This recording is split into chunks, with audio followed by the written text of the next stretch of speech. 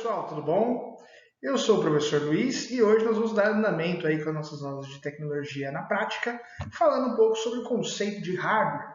Então a ideia nessa aula de hoje é que a gente possa falar um pouquinho sobre esse conceito, entender um pouquinho o que é hardware, para que depois a gente possa entender os outros demais conceitos aí. Tudo bem? Então espero que vocês gostem bastante, se preparem para poder fazer suas anotações e vamos seguir aí com este assunto que é muito importante, muito relevante aí para a área de computação. Então, primeiro, vamos entender o que é hardware. Essa palavra hardware tem a ver com a parte física dos computadores, ou seja, toda vez que eu falo sobre hardware, eu estou falando sobre algum equipamento, algo que você possa tocar, certo? Então, esse é o conceito de hardware, tudo que eu posso tocar, tudo que for tangível, palpável, equipamento, circuito elétrico, isso é um hardware, tudo bem? Você vai entender que tem uma diferença muito grande, porque depois que você fala sobre software, por exemplo, é a parte lógica, é a parte dos programas que fazem funcionar o computador. Mas então, a hardware, que é a parte física dos computadores, é esse componente aí que você pode tocar. Então, qualquer equipamento que você possa tocar com sua mão acaba se tornando aí um hardware. Ele pertence ao grupo de hardware. Nós temos então três classificações aí que a gente pode encarar para o hardware. Nós temos aí a parte que entra com os dados no computador, ou seja, eu estou inserindo informações naquele computador. Nós temos a parte que retira esses dados do computador, ou seja, eu estou retirando a informação que foi processada pelo computador. E eu tenho a parte que é mista, que faz as duas coisas. Tanto ele pode retirar informações como colocar informações naquele computador.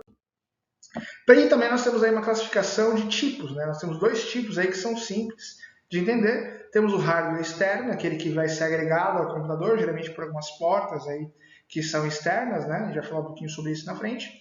E nós temos também o hardware interno, aquele que pertence à parte da arquitetura dos computadores, que permite que ele possa funcionar aí como um todo. Então você tem dispositivos que são agregados ao computador e tem dispositivos que estão dentro do computador, para que fique mais claro de vocês entenderem.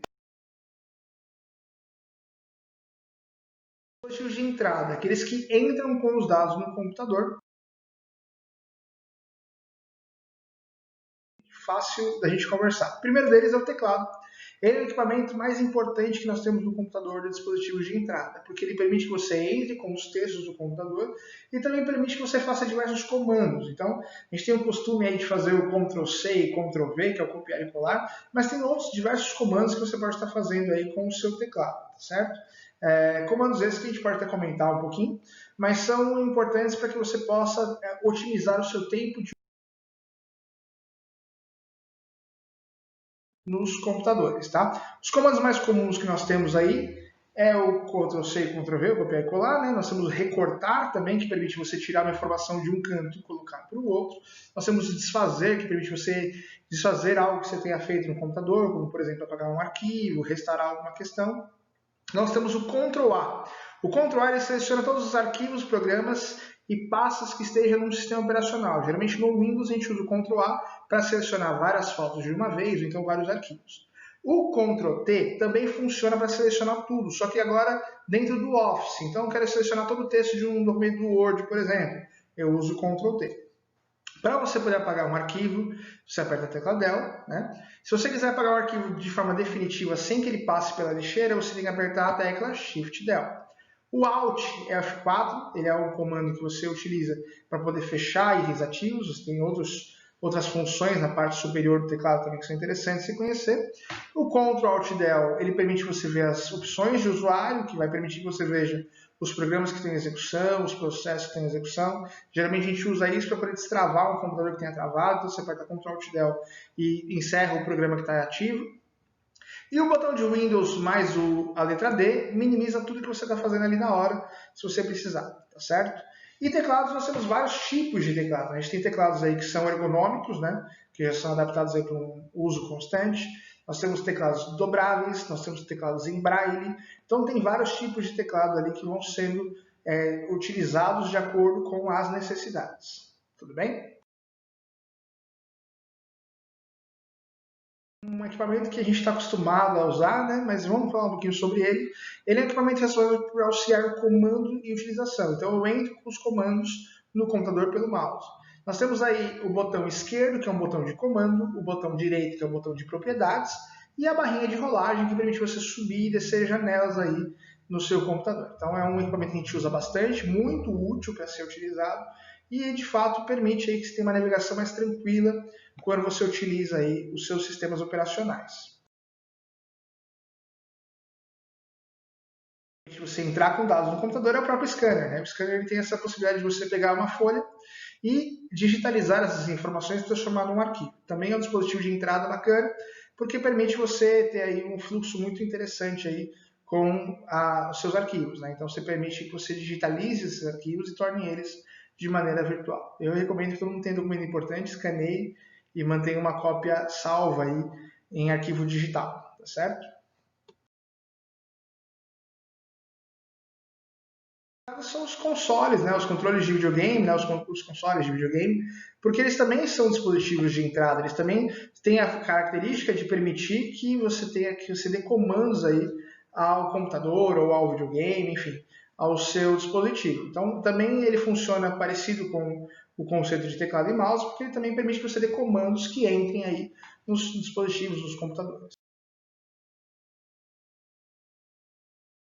Muito interessante. O pessoal tem um conceito de que a webcam ela é um dispositivo de saída, né? Porque você vê a tela ali e tal, mas a webcam na verdade é um dispositivo de entrada.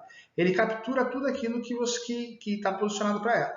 Então, quando a gente fala sobre o webcam, também podemos considerar como um dispositivo de entrada, porque ele permite captura dos dados da região externas e apresenta isso pela tela, que vai ser o dispositivo de saída nesse caso.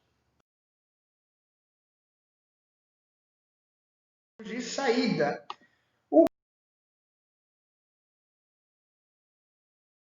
A impressora ela materializa aquilo que é digital. É um dos inventos mais interessantes que a gente tem na área de hardware, porque ela permite você materializar algo que foi digitalizado por uma impressão. Tudo bem? Nós tivemos vários tipos de impressora. Essa impressora que vocês estão vendo aí, por exemplo, uma impressora laser, mas nós tivemos aí várias impressoras com jato de tinta, impressoras matriciais, que era com fita, parecido um pouco com o conceito da máquina de escrever. Então a impressora também ela tem aí sua função ali de otimizar os trabalhos aí, geralmente burocráticos aí que a gente tem. Apesar de que é um equipamento que está com os dias contados, porque muitas empresas já estão passando para o 100% digital, então entendem que não tem mais a necessidade de você ter ali as impressoras, certo? Então a gente tem essa possibilidade aí de que no futuro tão próximo aí a gente não veja mais a existência desse tipo de equipamento. Saída é a caixa de som. A caixa de som ela tem um conceito interessante porque a gente nunca para analisar isso desse olhar, né? Mas você retira a informação do computador em formato de áudio. Então, basicamente, o funcionamento dela é pegar um arquivo digital e vai transformar a conversão daquele arquivo digital num combinado de comandos que são ruídos ali, que vão permitir que você capte a informação aí do computador. Para que ela funcione, você precisa ter aí também uma placa de áudio, uma placa que faça esse trabalho de conversão e utilize esse equipamento aí para poder retirar o som do computador, o som que está sendo reproduzido pelo computador. Também é bastante interessante a característica da a mesma coisa. A diferença é a potência, né, porque o fone de ouvido ele vai ficar mais próximo do ouvido. Tem o mesmo conceito da caixa de som, só que o som ele é direcionado, a gente pode colocar assim. Então ele acaba saindo direto para os usuários ali de uma forma mais próxima. Né? Também é um dispositivo de saída. Projetores, né? Então, geralmente, quando você tem aí reuniões, ou então alguns têm até em casa, salas de aula, você tem aí os projetores que também fazem o quê? Eles capturam a tela do computador e projetam num ambiente mais espaçado. É a mesma função ali que a gente teria da tela do computador, só que uma projeção. Eles aí são os dispositivos mais importantes de saída que a gente tem, porque de fato é a interface que a gente consegue observar aí os dados do computador, conseguem entender aí o propósito de cada uma das aplicações. Então, a tela é um dos elementos mais importantes que nós temos aí. Tivemos vários tipos de tela, aí a gente teve as telas, aqueles tubos, né, que populares tubos, né, que eram as telas que eram mais antigas, né, semelhantes às TVs antigas. Nós tivemos também as telas de LED, as telas de plasma e as telas de LCD. Essas aí dominam aí o mercado, cada uma com a sua característica, né? A LCD, por exemplo, trabalha aí com cristais, que são cristais que fazem a projeção de cores, a gente chama de red, blue e green, que seriam as 3 cores primárias que vão ser aplicadas aí nas telas. Nós temos aí as telas de plasma, que tem composições químicas que permitem aí a emissão dessas cores ali em gases nobres, que a gente chama. E tem aí também a LED, né, que é uma das mais comuns aí, que são pequenas luzes ali que ela tem a condição de emitir várias cores ali e permitem aí, então, o funcionamento das telas. Então, as telas se popularizaram bastante, hoje em dia elas estão mais finas do que antigamente, mas elas têm a função aí de permitir essa interface entre homem e máquina. Então é um dos equipamentos mais importantes que a gente tem também aí no computador. Entrada e saída. Então, entrada e saída, ele faz o quê? As duas informação do computador. O melhor exemplo disso é a própria máquina de xerox ou as impressoras multifuncionais. Na parte de cima ela vai escanear, na parte de baixo ela vai apresentar uma cópia. Então é um dispositivo que é de entrada e saída muito interessante, porque ele tem essa capacidade de tanto entrar com os dados de maneira digital, como sair com esses dados aí de maneira física. Então é um dos equipamentos muito legais para a gente poder falar sobre dispositivos de entrada e saída, que fazem as duas coisas, ou podem fazer simultaneamente ou não. Dispositivos de armazenamento. E esses dispositivos de armazenamento, eles permitem que você grave a informação, né, a memória, de forma temporária ou de forma fixa. Então nós temos aí alguns dispositivos que são muito populares e que têm essa característica de permitir que você tenha aí esses dispositivos funcionando ali com entrada de dados ou com saída de dados. Exemplo disso, a parte de mídias óticas, que são os CDs. Os CDs, os DVDs, os Blu-rays, alguns permitem que você faça a gravação e a regravação, outros permitem que você use eles como se fosse um pendrive mesmo, que você permite que você tire arquivos, coloque arquivos na hora que você precisar. Outros só permitem a leitura, então vai depender do tipo de CD ou de mídia que você está utilizando. Então são mídias que permitem aí, que tem a condição aí de você estar utilizando tanto para você poder colocar dados no computador, como para você tirar dados do computador. O conceito de pendrive também é bem interessante, porque ele permite as duas coisas também. Permite que você entre com dados no computador, permite que você retire os dados do computador, só que aqui posicionados por arquivos, né? Eles funcionam com uma tecnologia que vai ser a mesma do cartão de memória, que é a memória flash, uma memória que vai funcionar a partir de pulso elétrico, que vai energizar ou desenergizar de acordo com a necessidade, gerando os códigos que a gente chama de código binário, para poder localizar um arquivo. Então, enquanto ele está energizado, ele localiza o arquivo, ele coloca lá a condição daquele arquivo para funcionar. Quando você despluga ele, ele passa aquelas unidades para o número 0, que é o de desligado, e aí consegue dar sequência aí no armazenamento. Então você tem uma característica interessante do pendrive, que é a forma que ele foi arquitetado. O HD externo também é interessante, porque ele também é um dispositivo que permite você entrar com dados e retirar dados, só que esse tem uma capacidade muito maior. Então você tem condição de armazenar muito mais arquivos, uma quantidade muito grande de arquivos, e também tem essa capacidade de você poder colocar dados nele ou retirar dados dele também. Então ele também é um dispositivo híbrido que permite as duas coisas. E o cartão de memória, semelhante ao pendrive, a gente usa bastante aí por conta dos celulares, né? E das máquinas, enfim. Tem vários dispositivos que utilizam essa tecnologia de cartão de memória. São equipamentos que vão permitir aí que você tenha essa condição também de transferir arquivos aí de uma forma muito mais fácil. Que são utilizados aí para tráfego de rede, de internet. Então, os roteadores, basicamente, eles têm a função de permitir entrada de dados e saída de dados do computador. Ou seja, você tanto pode baixar arquivos da internet, como os downloads aí da vida, e também podem fazer uploads. Você também pode colocar arquivos na internet, subir fotos, subir vídeos, enfim. Você tem essa capacidade de fazer as duas vias. Então, o roteador também é um dispositivo interessante do computador. Vamos O primeiro deles, eu acho legal vocês conhecerem, ele chama placa-mãe. A placa-mãe ela tem a característica aí de unir todos os dispositivos dentro de um dispositivo só.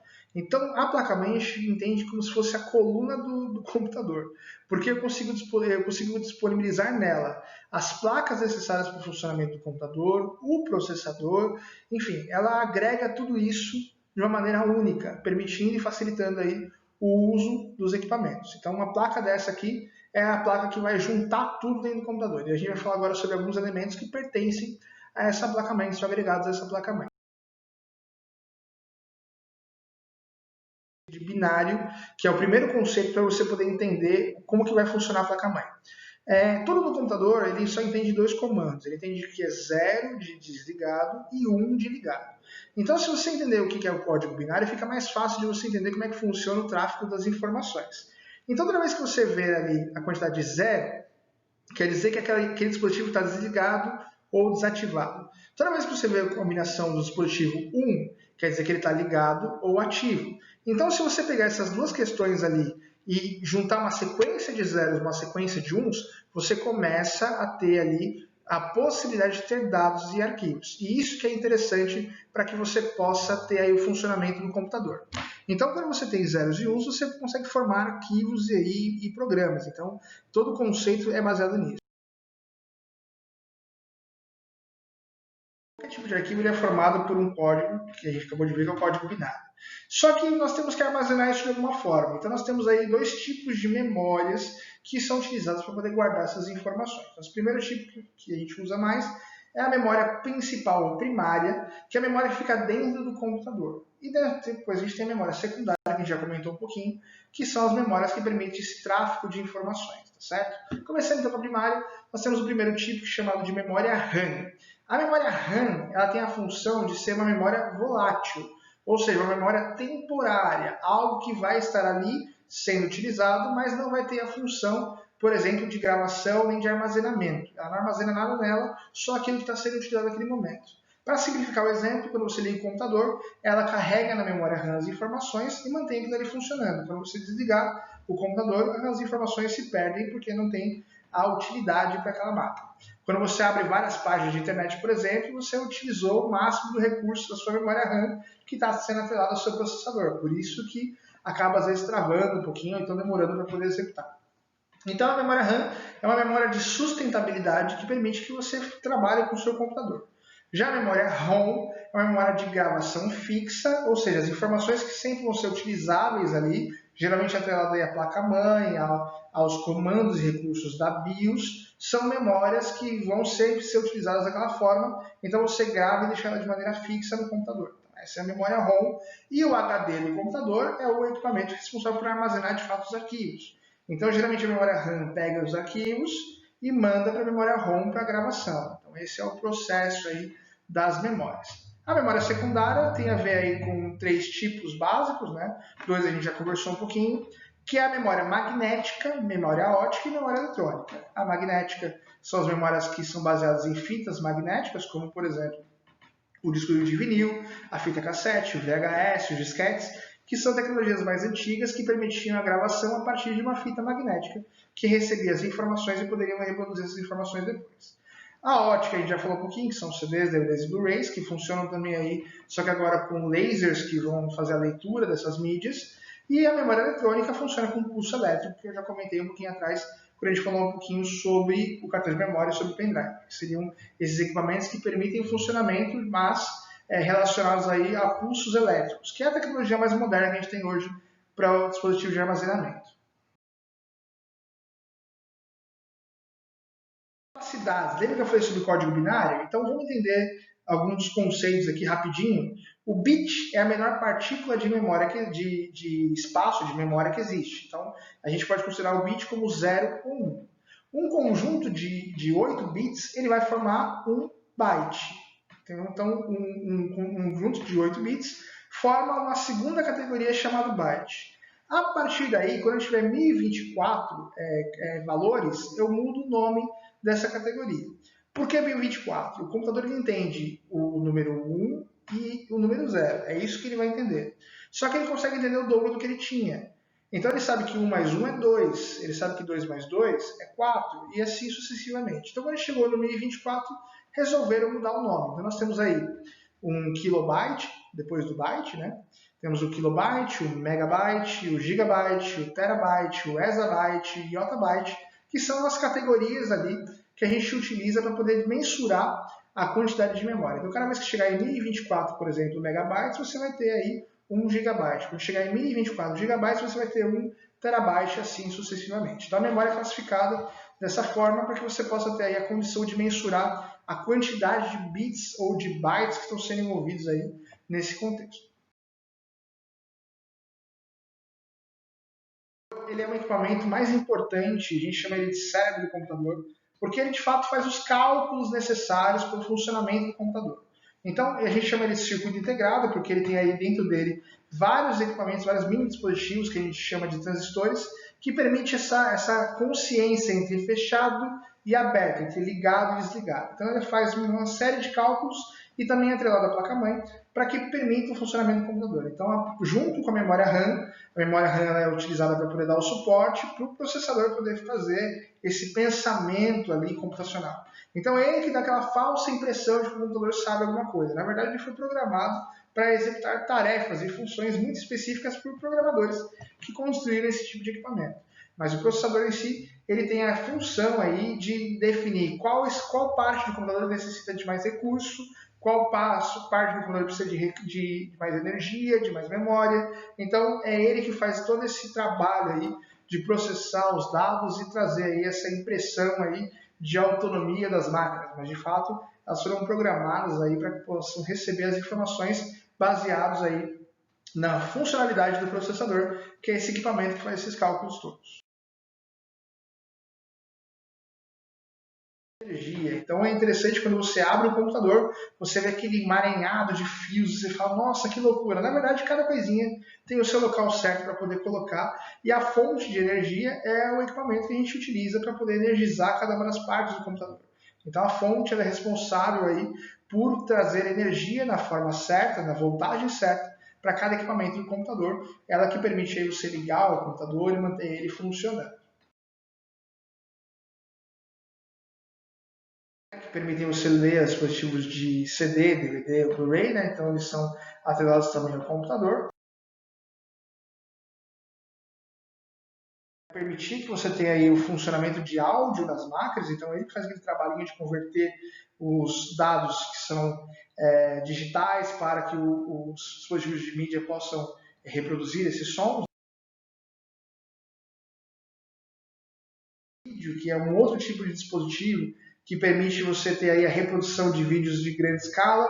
Pequenininha na placa-mãe já tem uma chamada GPU, que é uma plaquinha bem simples, que vai permitir as funções básicas de vídeo, porém você tem placas aí melhores ali, geralmente atreladas para jogos, que permite um funcionamento de parte gráfica muito mais interessante do que só a parte mais básica, né? Então tem placas de vídeo separadas para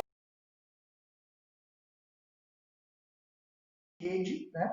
Placa de rede, ela é uma placa que vai permitir o contato entre a máquina física, o processador e também o roteador que vai distribuir a internet. Então, todos os computadores precisam de uma placa de rede para poder funcionar aí e acessar a internet também.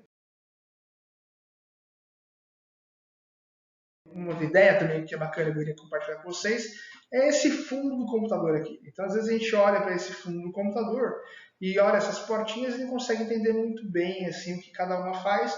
Eu vou explicar para vocês aqui rapidinho. Primeira coisa que você precisa entender é que isso daqui é a placa-mãe, né? A gente está vendo aqui uma parte da placa-mãe e cada um desses itens aqui fazem de fato uma coisa, né? Então eu vou tentar mostrar para vocês aqui cada um deles. Então a gente tem aqui, por exemplo, as portas USBs que estão aqui, essa parte, né?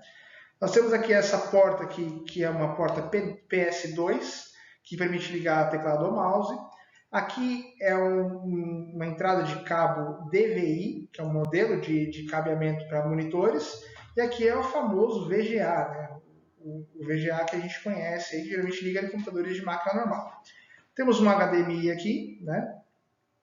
Mais uma série de portas USB, temos aqui. E temos aqui a USB 2.0, que está aqui, ó, ela é um pouquinho diferente da USB normal, né? A parte de redes aqui definida, então aqui você pode colocar o cabinho de rede, então é de fato aqui a porta da placa de rede.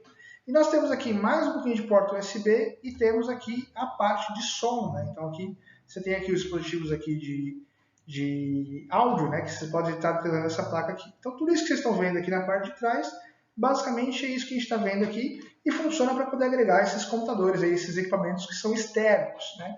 Então os equipamentos externos eles são partilhadas aí de forma interna ali do computador para que você possa agregar esse volume de equipamentos aí às máquinas, né? E aqui a gente ainda tem um pedacinho aqui que a gente usava bastante, hoje em dia a gente usa mais USB, mas utilizava bastante para impressoras também. Então, essas são as portas aí mais comuns e mais populares que você encontra aí nos computadores. Geralmente nos notebooks isso acontece também, só que de forma lateral ali, com alguns alguns menores acessos ali, não tem tudo isso, mas você também tem algumas portas ali que permitem a entrada, e o USB veio para poder resolver aí, se atrelar qualquer coisa no seu computador, na verdade. Né? Então, pessoal, espero que vocês tenham curtido, que vocês tenham gostado aí da aula de hoje, e qualquer dúvida a gente está à disposição de vocês, tá bom? Forte abraço!